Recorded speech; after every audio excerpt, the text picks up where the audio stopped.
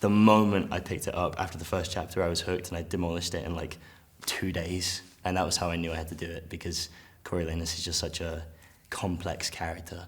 And seeing him go from young man who is kind of troubled and fighting for his family to young man who is still troubled, but this time has kind of a goal and an aim, albeit a dark one, and he becomes kind of dark and heavy towards the end, and he becomes the kind of dictator that we know him to be in the original movies. And seeing that kind of origin story take place is something that I just couldn't not do. A big part of what we first talked about, Francis and I, was what makes Corio tick to begin with, and a lot of that was to do with his ambition for his family. And although he's an ambitious person later on, most of his ambition to kind of fight and become the kind of person who will do anything, do whatever it takes to win, is mostly stemming from his family's needs. And the film begins with his family at like the precipice of like serious hunger. And he will do whatever it takes to get them out of that place.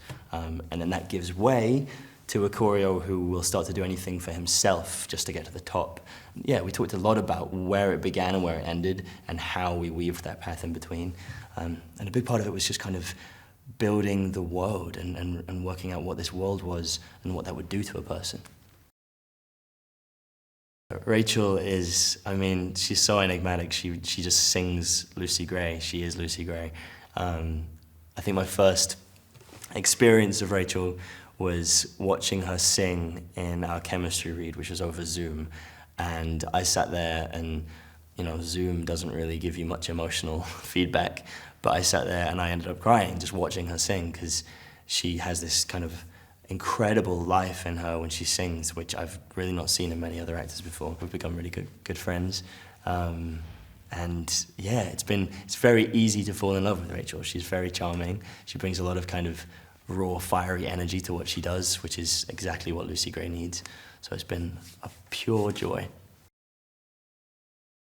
I remember Viola and Francis describing Dr. Gall as like a Willy Wonka, kind of, you know, a chocolate factory type villain. She's someone who's like, you know, she's so interested in pain and torture and all these kind of horrible things, but she does it with delight.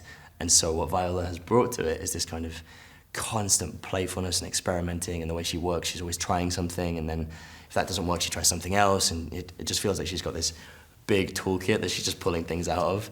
And as an actor playing with her, you're just kind of like dodging what she throws and then throwing things back, and vice versa, and it just feels so rich at all times. And she's great. She's great.